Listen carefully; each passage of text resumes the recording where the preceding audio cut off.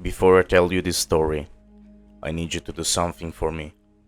Go find a mirror, stand in front of it, look at yourself, really look, and ask yourself, is that actually you staring back? Because after what happened to Marcus Webb, he could never be sure again. Marcus was 26, lived alone in a studio apartment in Portland, Oregon. He was the kind of guy nobody really noticed. Quiet job, quiet life, the sort of person who blends into the background of a coffee shop and disappears. He first saw it on a Tuesday. He was walking home from the grocery store, arms full of bags. When he passed the window of a laundromat, he caught his reflection in the glass, but stopped, froze, because the reflection didn't stop walking. It kept going, turned the corner, vanished. Marcus stood there for a full 30 seconds, grocery bags cutting into his palms, staring at an empty reflection of himself in the glass. He told himself it was the light, trick of the eye. He'd been sleeping badly. He told himself a lot of things that night. But then, his neighbor knocked on his door. Old Miss Calloway from 4B, sweet woman. She smelled like lavender and always called him dear. "Oh, Marcus," she said, looking confused. "Didn't you just leave? I saw you heading down the stairs not 5 minutes ago." Marcus hadn't left his apartment in 2 hours. He smiled, said she must be mistaken, closed the door, and stood in the dark hallway of his apartment, perfectly still, listening to the sound of his own breathing. Over the next week, the sightings multiplied. A coworker mentioned she'd seen him at a bar on Friday night, waving at her from across the room. Marcus had been home alone, asleep by then. His phone showed a text message he had no memory of sending to his mother. "Don't worry about me, I'm doing just fine," sent at 3 a.m. in the morning. He checked his sent folder 3 times. It was there, his name, his number, his words. He started setting up his phone camera at night, pointed at his bedroom door.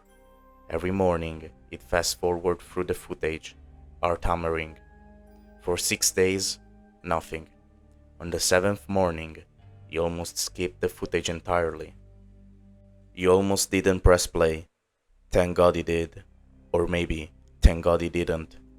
At 2:48 a.m., the door handle turned, slowly, quietly, like someone who knew exactly how to avoid the creak. The door opened 3 inches, stopped. Then a face appeared in the gap. His face. Same jaw, same eyes, same small scar above the left eyebrow from a childhood bicycle accident.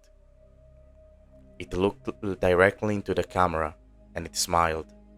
Not the way Marcus smiled. Not warm, not uncertain. This smile was patient, practiced, like it had been rehearsing a human expression and had almost gotten it right. The door closed.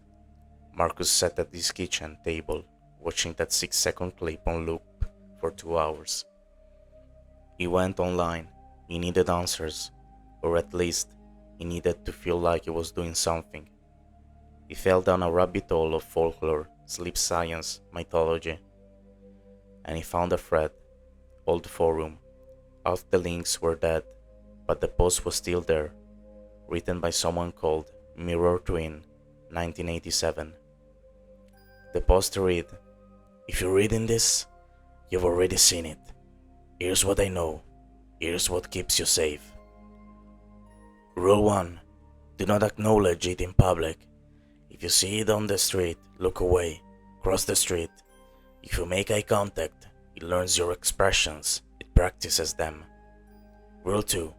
Never let anyone believe it's you. The more people who think it's real, the stronger it gets. Rule 3. Never speak its name. I know that sounds ridiculous. It doesn't have a name. But if you start calling it something, anything, you're giving it an identity. And an identity is a foothold. Rule 4, and this is the most important one, never ever look in the mirror after dark, because at night It doesn't mirror you anymore. At night, it moves first.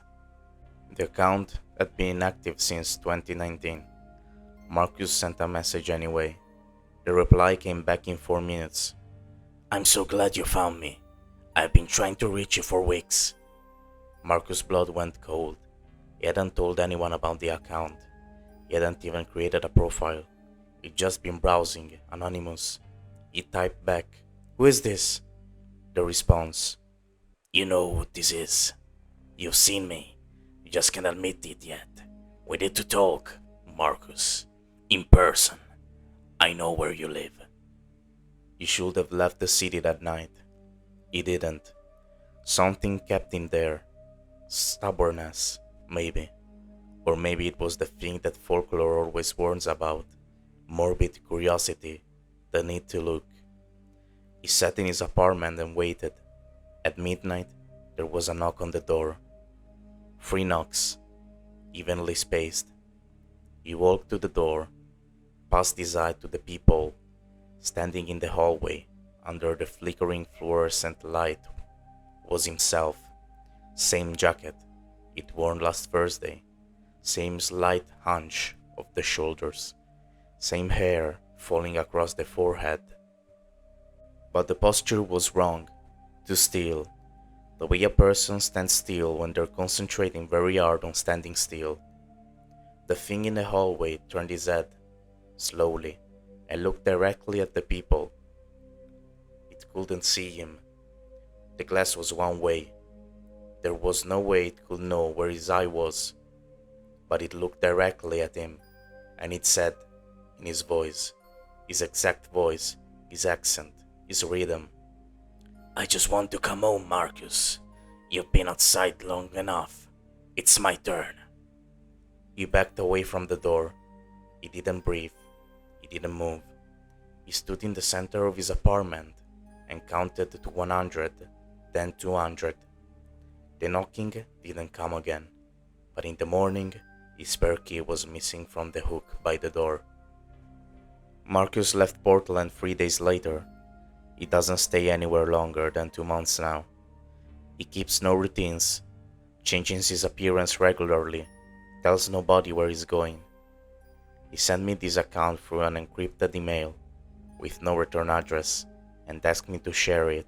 He said, and I'm quoting directly here, "It only gains power when it goes unwitnessed. The more people who know what it is, the harder it is for it to pretend. Tell them, tell everyone." I've been thinking about that message for 3 weeks now, and I've been thinking about something else too. About the fact that this email came from a device located 2 blocks from my house. About the fact that last night my neighbor asked me why I was standing in my backyard at 3 in the morning. I was asleep at 3 in the morning. I was asleep. So, go back to that mirror, look at yourself again, and this time, pay attention to whether it blinks before you do. Sleep well.